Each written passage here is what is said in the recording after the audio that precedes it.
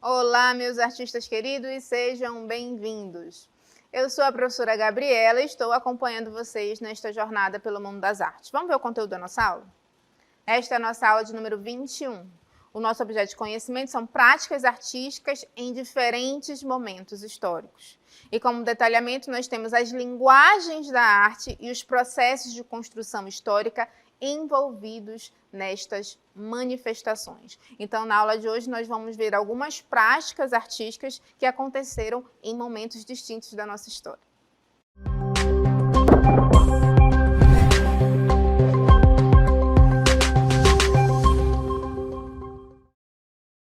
Então, nós vamos conversar sobre manifestações artísticas que aconteceram em momentos distintos da nossa história, da história da humanidade. Então, no decorrer da história da arte, a gente tem algumas vanguardas artísticas, alguns movimentos artísticos que têm suas particularidades, as suas expressões, e a gente vai conhecer alguns deles. O primeiro que a gente vai conversar é o romantismo.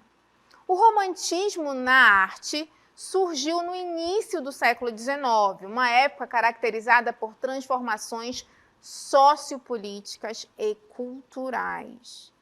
Nesse período, o mundo aprendia a lidar com questões até então desconhecidas, como as mudanças de trabalho originadas pela Revolução Industrial iniciadas no século XVIII. Olha só, quando a gente fala em romantismo hoje, qual é aquela relação que a gente tem? O romantismo, a gente está falando do amor, né? Aquela relação entre duas pessoas que se amam, enfim. Mas na arte, o artista romântico, nesse período do romantismo, ele se deparou com situações sociais, né, bem diferentes. Eles estavam envolvidos num contexto social de conflitos. Então, é importante a gente entender também que a manifestação artística ela é diretamente influenciada pelo contexto social que ela está inserida. Então, o romantismo ele foi um movimento artístico que ele aconteceu ali num momento de revolução.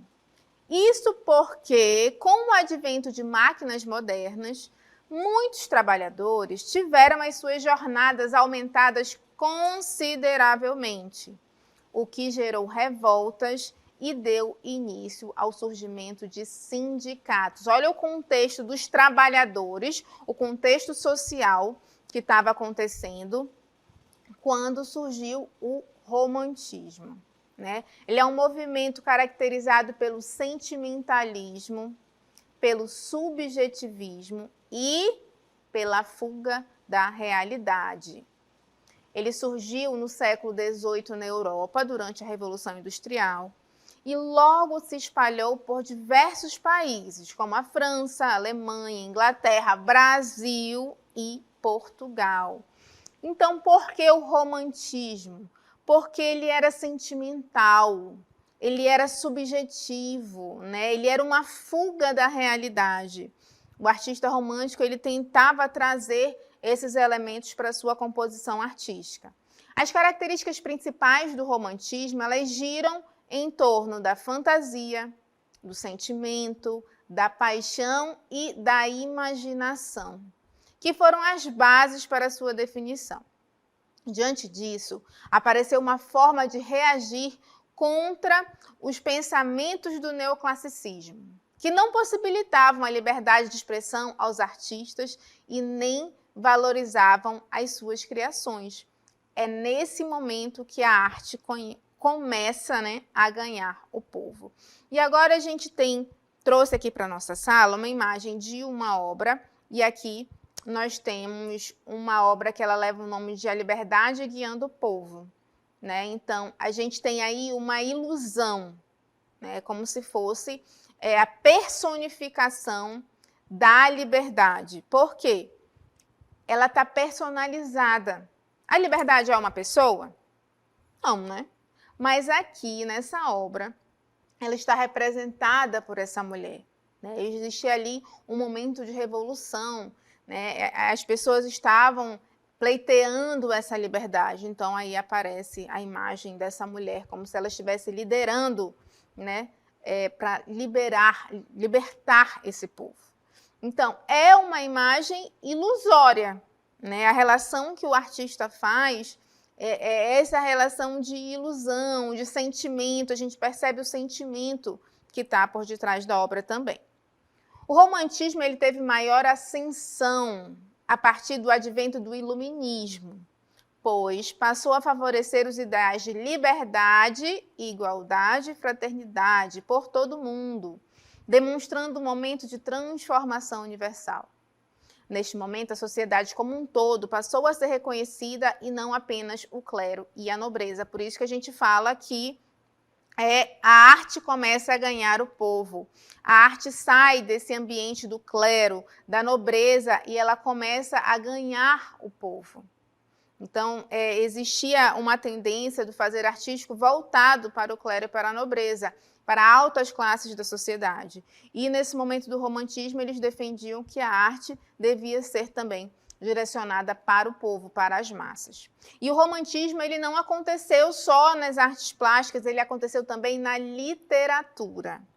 O romantismo na literatura também teve um espaço importante.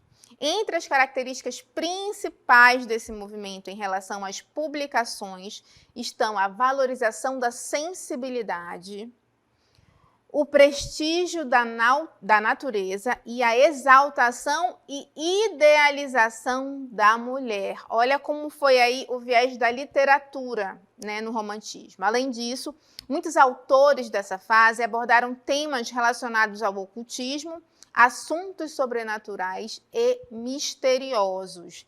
Então, a gente vai perceber como o romantismo aconteceu dentro da literatura, que a gente viu que ele foi um movimento artístico, ele não aconteceu só nas artes plásticas.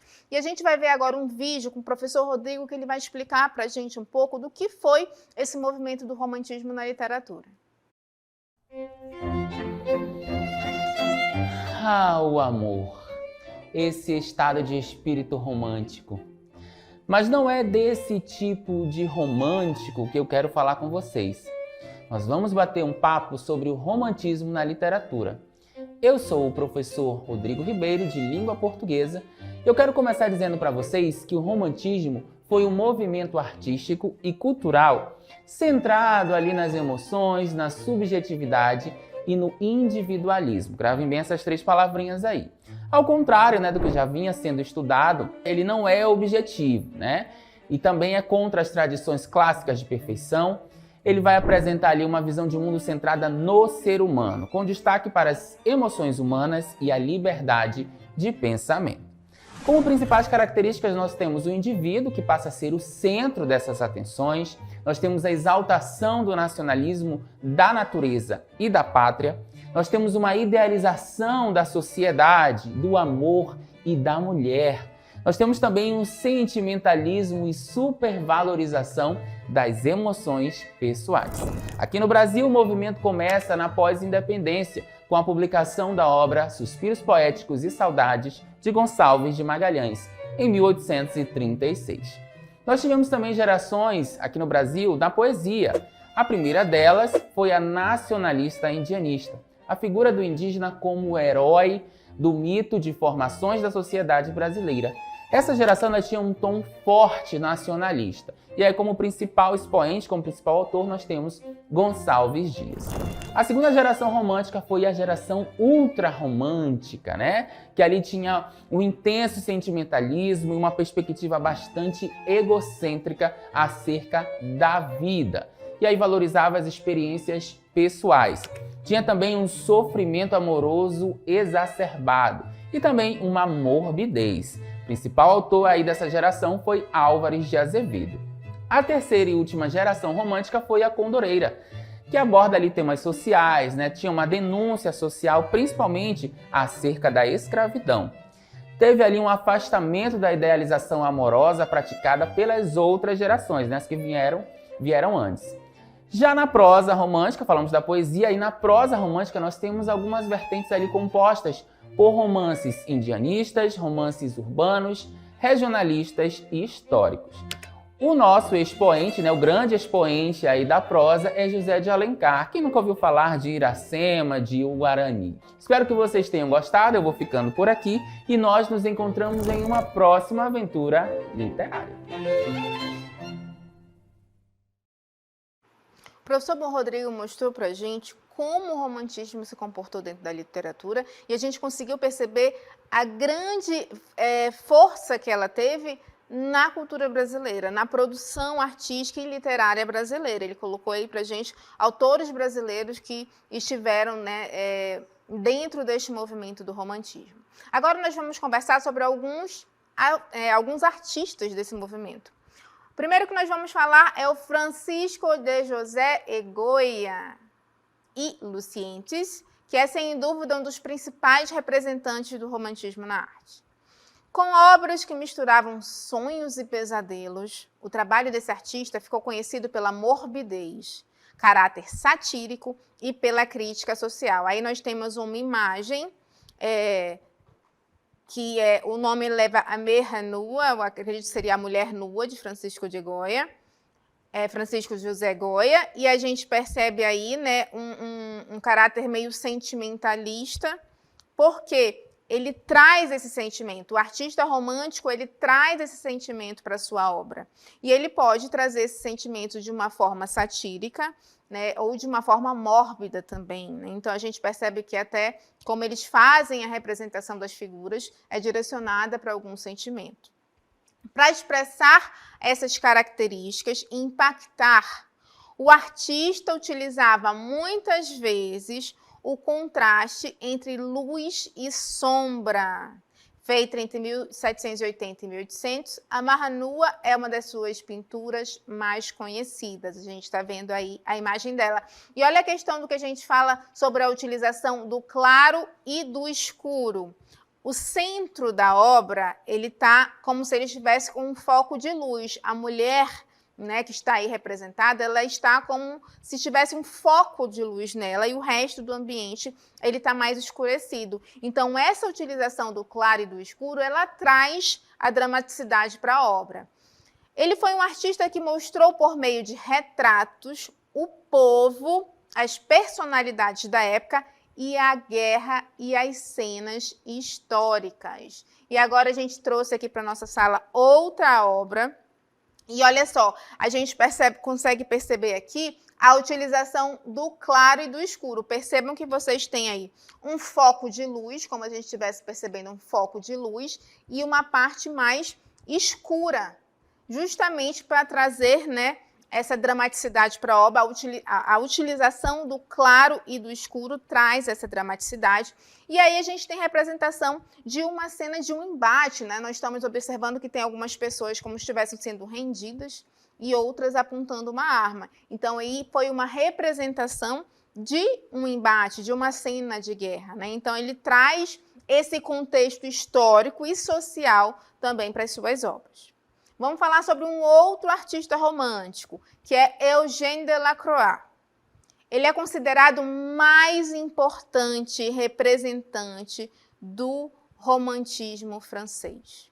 As suas obras apresentam forte comprometimento político e o valor da pintura é assegurado pelo uso das cores, das luzes e das sombras, que a gente já conversou, dando-nos a sensação de grande movimentação. A gente vai ver aí uma obra famosíssima do Eugène Delacroix, que é A Liberdade Guiando o Povo. Nós já vimos ela, né, ainda há pouco, e mais uma vez eu reforço, essa mulher que está segurando a bandeira da França, ela representa naquele momento a liberdade.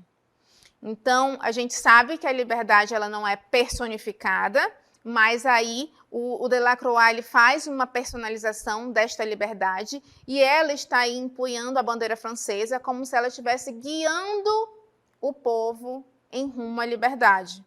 Mais uma vez, a utilização do claro e do escuro, a gente percebe que na área central da obra está mais claro, ele utiliza aí tons mais claros e vai escurecendo, né, quando vai indo para os cantos da obra. Então, essa utilização do claro e do escuro é também tradicional nas produções artísticas românticas.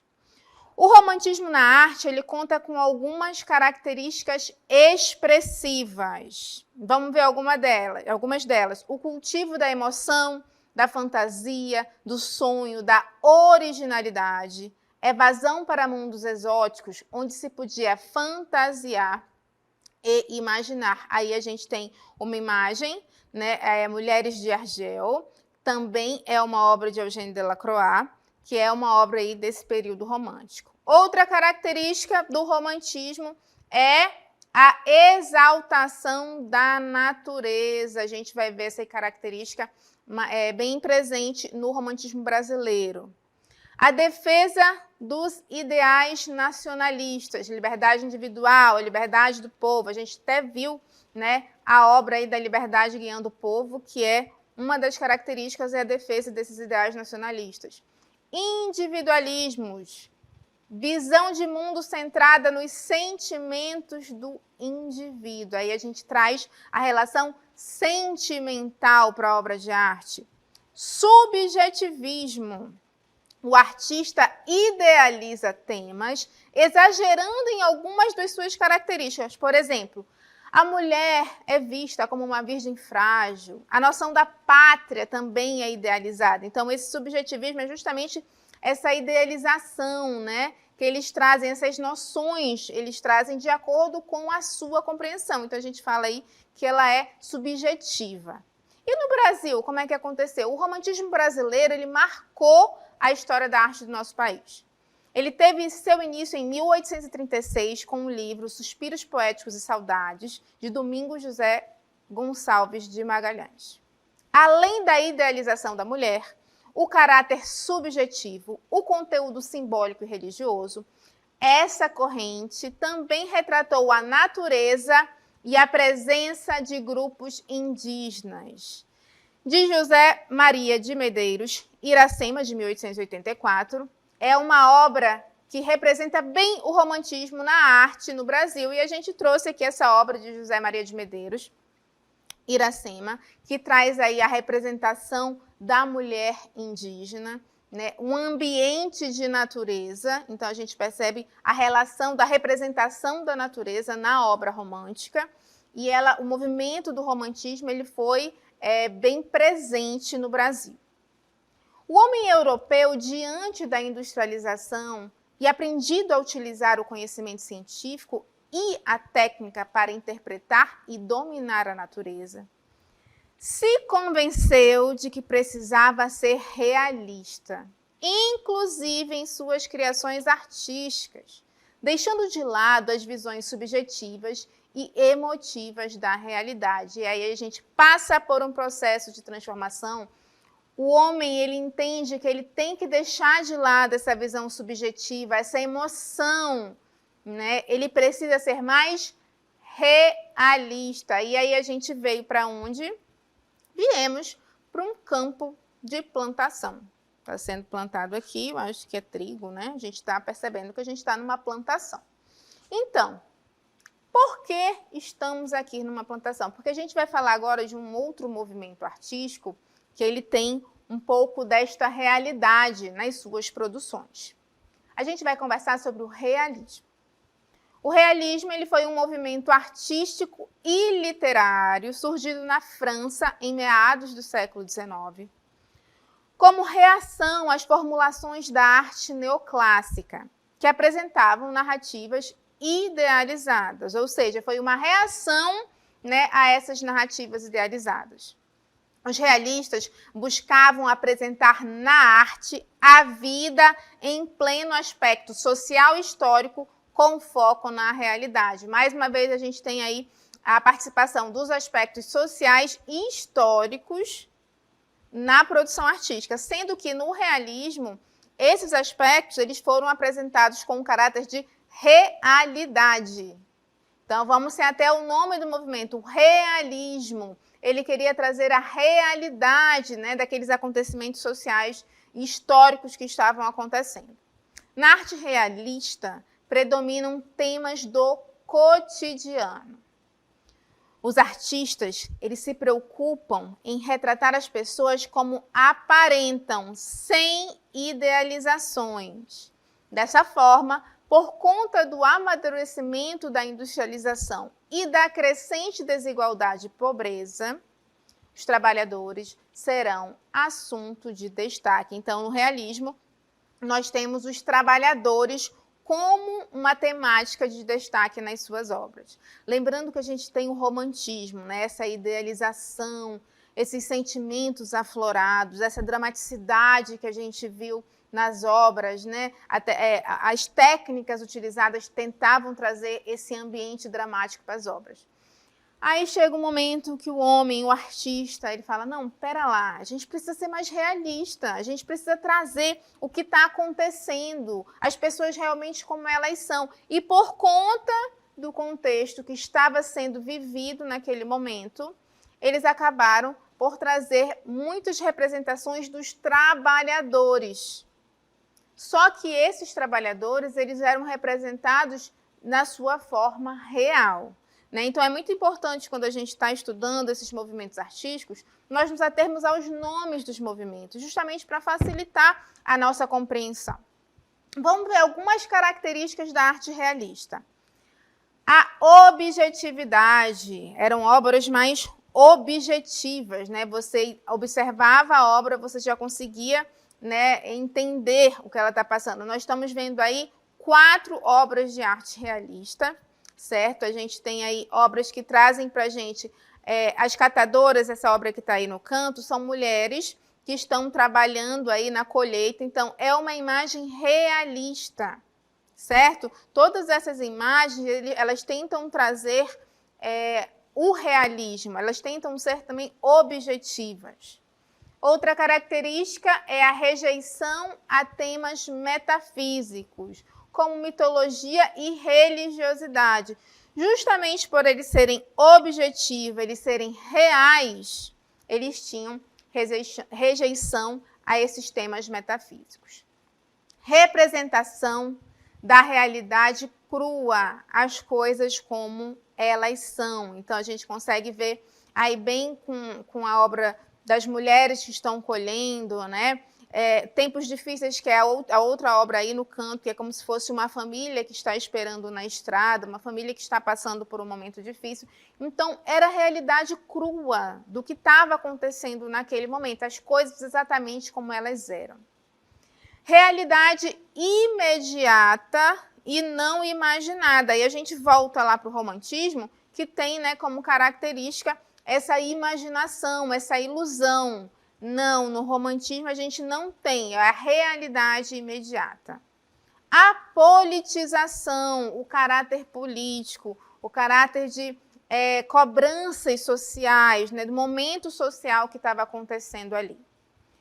Caráter de denúncia das desigualdades. As desigualdades, eles estão trazendo aí esse caráter de denúncia para as suas obras, quando eles representam os trabalhadores, a forma como eles estão trabalhando, eles estão ali trazendo uma denúncia a essa realidade. E a gente vai conhecer agora alguns autores. Por exemplo, o pintor Gustave Courbet é considerado o mais importante artista dessa vertente e criador da estética realista da pintura social. Courbet demonstrava interesse e empatia pela parcela mais pobre da população do século XIX. E isso transparece em suas telas.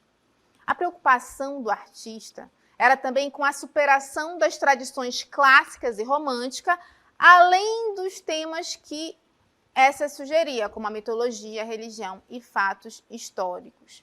E a gente trouxe aqui para a nossa sala uma obra, né, que traz essa característica do realismo. A gente percebe aqui que a representação está buscando a realidade, né? Não é uma obra idealizada, né? A gente percebe a feição da pessoa que está sendo representada, muito bem representada, e a gente consegue ainda identificar alguma relação na técnica, a utilização do claro e do escuro, né, para trazer esse foco de luz, mas aqui já não é tanto nesse caráter de dramaturgia, de trazer, né, esse caráter dramático. Outro artista é o Jean-François Millet. Também foi um importante pintor realista. Justamente com Camille Corot e Théodore Rousseau, organizou um movimento artístico chamado Escola de Barbizon, no qual eles retiraram-se de Paris e se estabelecem no povoado rural de Barbizon. Lá, o grupo de pintores se dedica à representação de paisagens e cenas rurais. Então, nós voltamos aqui para mais uma obra e olha só, os temas rurais, os temas dos trabalhadores. Aqui a gente está vendo mulheres que estão na colheita, né? É a representação real do que estava acontecendo, da realidade da população, desses trabalhadores, porque eles tentavam trazer, né, essa realidade. Aqui a gente percebe, é um campo. A obra está muito clara, é como se ele estivesse fazendo uma representação real, ele estava lá vivenciando isso. Ele não quer trazer uma ilusão, uma idealização, não, ele está representando aqui a realidade. Então, essas mulheres aí, no seu ato, no seu labor, né, colhendo, participando aí desse movimento. Então, aí trazendo a relação dos trabalhadores no momento de industrialização que estava acontecendo. Para Millet, mais importava a representação humana do que o cenário em si. Ele dedicou-se, sobretudo, a retratar camponeses e a integração da natureza com o ser humano. Aí a gente tem mais uma obra dele e a gente percebe que ele queria fazer a representação humana e retratar os camponeses, e a relação com a natureza também foi uma prática das suas obras. Na escultura, o realismo também se manifestou. Da mesma forma que na pintura, os escultores buscavam retratar as pessoas e situações sem idealizações. O artista que mais se destacou nessa vertente foi Auguste Rodin, que ocasiona muitas polêmicas. Logo em seu primeiro grande trabalho, A Idade do Bronze, Rodin causa um alvoroço. O enorme realismo do trabalho chegou a gerar dúvidas quanto à sua produção, se teria sido feita a partir de moldes de modelos vivos. Auguste Rodin não se preocupou com a idealização da realidade, ao contrário, ele procurou recriar os seres tais como eles são. Além disso, os escultores preferiam os temas contemporâneos, assumindo muitas vezes uma intenção política em suas obras. Sua característica principal é a fixação do momento significativo de um gesto humano. E aí a gente vai trazer aqui para a nossa sala uma imagem de uma escultura do Rodin, também alguns chamam de Rodin, por exemplo. E aqui nós temos, está se compondo para a gente a imagem da escultura chamada O Atleta. E a gente percebe que ele quis trazer a realidade para essa obra.